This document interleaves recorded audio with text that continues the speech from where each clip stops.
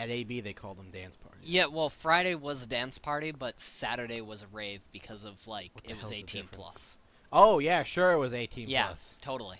Like, it was 18 I 18 even plus. asked if they were IDing, and he was like, check the badges.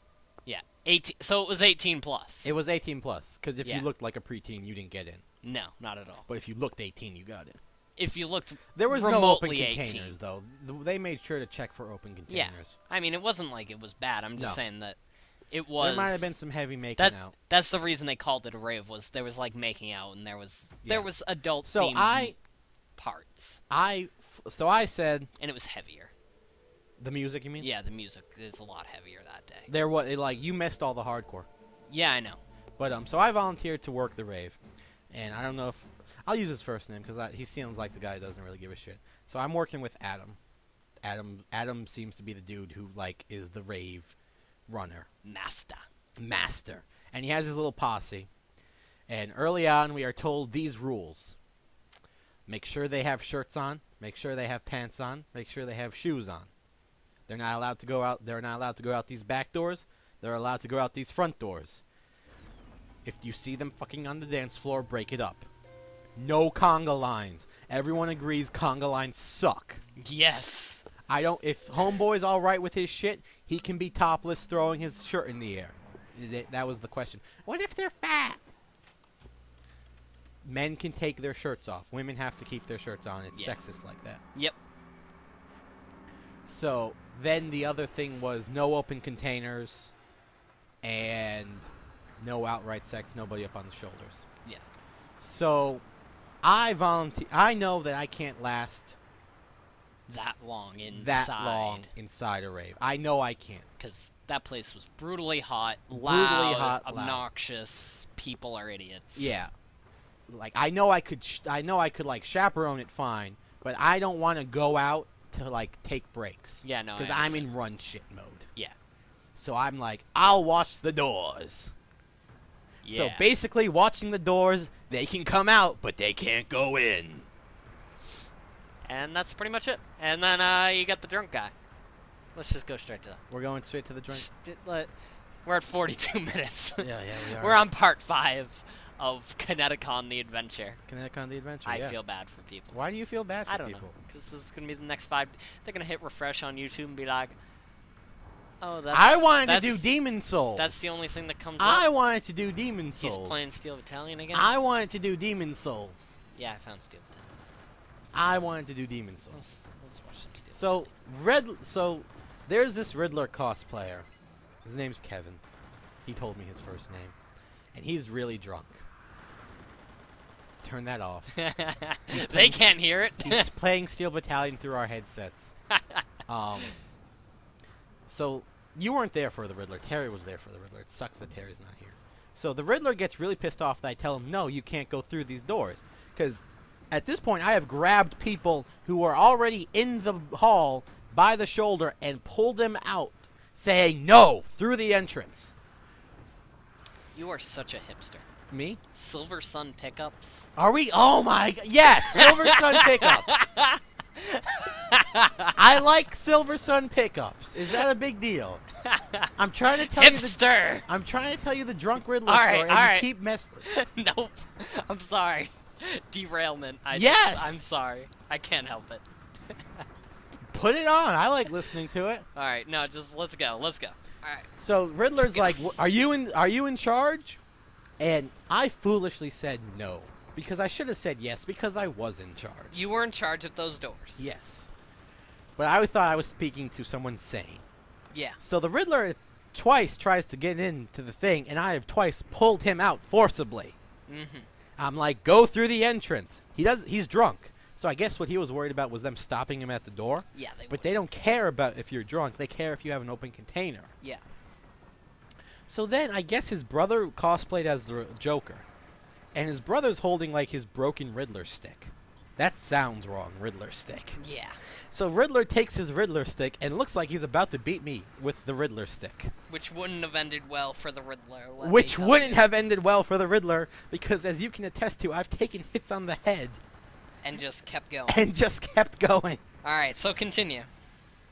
So, Terry's behind me, and Terry's like really worried. Yeah. He's like, holy shit, Caesar might get in trouble, and he should be worried about the Riddler. Yeah. So for whatever reason, the guy just goes through. Like he stops because I stared him down. Yeah, I understand. And he goes through, but he keeps opening the door at this point, poking us out, saying, "You're an asshole." And he closed the door, and he opened again. "You're still an asshole." So on the third one, I pushed the door back in. And I guess that sent him flying into the thing, and he never came out again.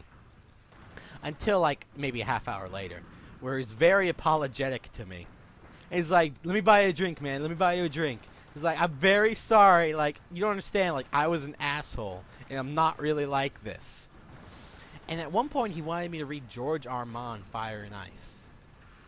Like, he's like, "You don't understand, man. Like, there's this really good book." And then, like, his friend came up, who wasn't the Joker, but was, like, a bro in, like, a polo shirt and, like, acne all over his face. Why are you at a con? Like, why are you at a con? Acne all over his face. He played football at one point, and, like, he got a bad reaction to steroids. And, like, trying to pull him away, because he was going to give me, like, $10. Yeah, I understand. And there's part of me that's like, he's drunk, I shouldn't take his money. Then the other part was me like, it's $10. It's $10. Take the money. So he leaves. He eventually leaves. I think he goes back to the bar. And he actually comes up to the rave once more, but he doesn't even bother with me. He like walks real quick with his head down. And so later on, I get upgraded to working the back room where it's air conditioned, and I'm called fucking awesome. Yep. And you guys lock the door on me when I get back to the hotel room because you guys were pussies. It was Terry. You guys were pussies. We decided got back it was at like Terry's 2:30. We decided it was Terry. It was Rachel. It was Terry. It was Rachel. We on the car ride back, we decided it was Terry. It was Rachel. Oh, what'd you talk about on the car ride back? That it was Terry. Oh, okay. We just listened to music. But anyways. Okay. So Sunday though.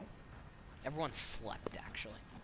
Well, I hate that. Well, on Long Sunday. car ride and everyone's just falling asleep.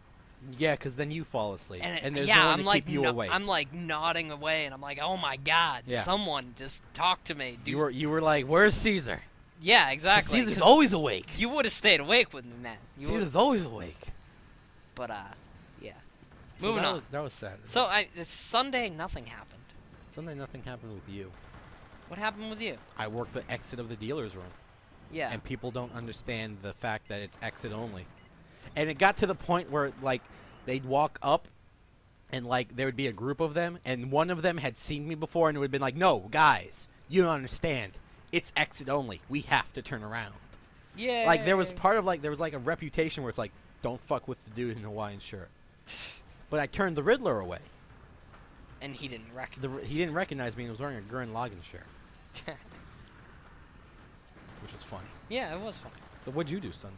Sunday, I really just roamed the con. I mean, I went to cosplay chess. It was the worst chess match I've ever seen in my entire life. Like, really depressingly Did you watch? Did you sit through the whole thing? Yeah. Did she like it? No. She didn't. Why the hell were you watching it? I don't know. It was like a train wreck. It was. Like, couldn't look away. The fight scenes were terrible. I'm not even gonna, like, the MCs, let's put it this way. One of the MCs made the joke, "It's Pun Day Sunday." And it all just went uphill from there. So it was a bunch of, like, Bruce. Yeah. So... That sounds like such a Bruce thing to say. Yeah. No, not really. I don't see Bruce saying that. I don't know. Anyways. Bruce is still going to be watching this video, and he's going to be... Except he's going to post a comment saying that he loves us and that he knows us in real life, and he's going to try to shut down some other guy who doesn't know us. And the other guy's right. And the other guy was actually right in the first place. Like, Homeless Breen, if you were listening to this point, you were right. You were right. You got us correct on which one was being the technical guy and which one was being... I don't even remember, but you were correct. He was wrong. Which is funny because he knows us in real life and you would expect him to get it right, but he didn't. I don't know. Anything else with ConnectiCon? There's someone else I stalked and I can't remember for the life of me who the hell I stalked. TM Chiba, we love